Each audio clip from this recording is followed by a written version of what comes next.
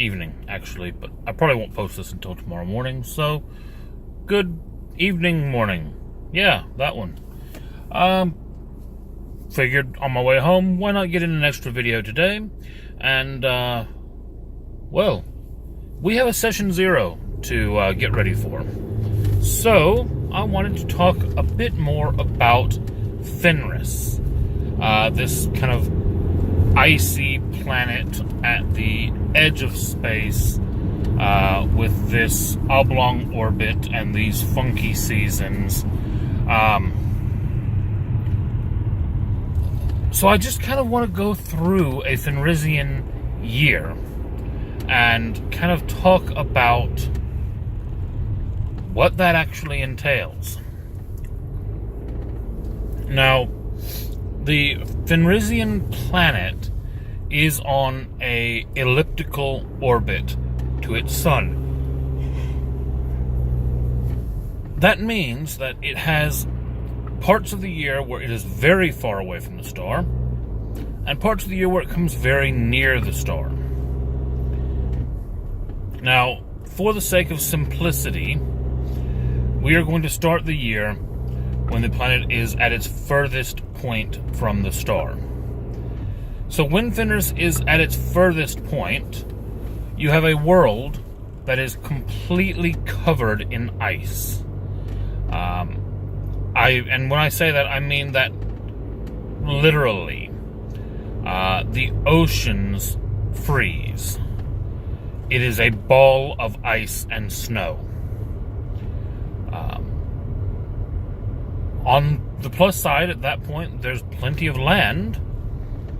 You can walk from the North Pole to the South Pole on ice and snow. The planet is bitterly, bitterly cold, and very inhospitable to, well, anything. That's why if you actually look into it at all, almost every animal on Fenris is a heavily furred beast. There are no native species to Fenris that are not a predator. Every animal you encounter is a predator. Now, some might prey on larger or smaller things than others, and as such be considered more or less dangerous. But everything on Fenris is a predator. Nothing survives that is not. Worth noting for anyone who visits. If you're not a predator, not going to survive. So, after a period of time in the icy, frozen grip of death, the planet continues on its orbit, and in the space of about 6 months, it comes closer to the sun. Now, as Fenris approaches the sun, as it swings into the narrow part of the oval, the ocean, the ice that covers the oceans, begins to melt. Now, I will specify on that, when I say the oceans freeze, the surfaces of the ocean freeze to a depth of between 20 and 50 feet. So it's a very thick coating of ice with liquid water still underneath. It's not like the entire world freezes solid. But as Fenris approaches the sun, the ice melts. The ocean begins to rise because, well, ice becomes water. That means there's more water. It goes up. As that happens, land masses begin to be swallowed up, and what during some parts of the year would be considered mountains on land instead become series of islands and an ocean between them.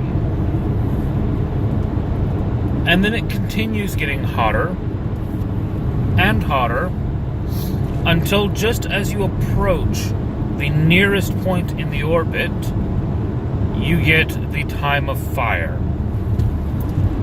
Now, that is just as pleasant as it sounds, as basically the world finally gets hot enough that some of the islands begin to crack and burn. Lava flows erupt from volcanoes, both above and below the ocean levels, as the core becomes a bit unstable. Always a plus when you can say that your world's core becomes unstable every few months. Makes for a pleasant place. After a few days of these fiery eruptions, at this kind of narrowest point, the world begins to swing back out off the other direction and further from the sun again.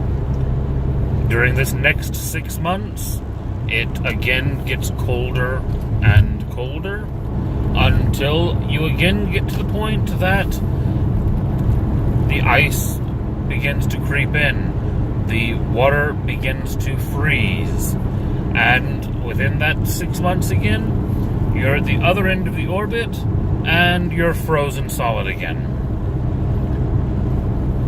And then it turns right back around and does it again.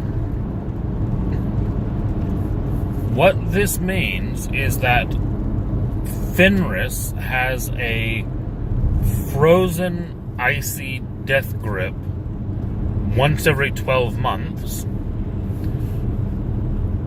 And on the opposing half of that 12 months, they have volcanoes. What more could you want of a summer home? You have ice, you have fire, you have death, destruction. None of the islands ever survive because they melt away during the time of fire, and then they get flooded during the ice. The water erodes them away. The lava creates new islands. Any island that sticks around more than a couple years, it is an ancient holy place because it's actually stable. The only place on the planet that actually remains completely stable, i.e. does not melt away, does not burn away, does not get destroyed, is the mountain range at the very north of the planet, the spine of the world. And in this mountain range is the Fang, also known as the home of the gods. This is the place where, although it is the most stable place on this deadly planet that's trying to eat you and freeze you and burn you alive, you're not allowed to go there. Because that's where the gods live. And because of that, it's off limits.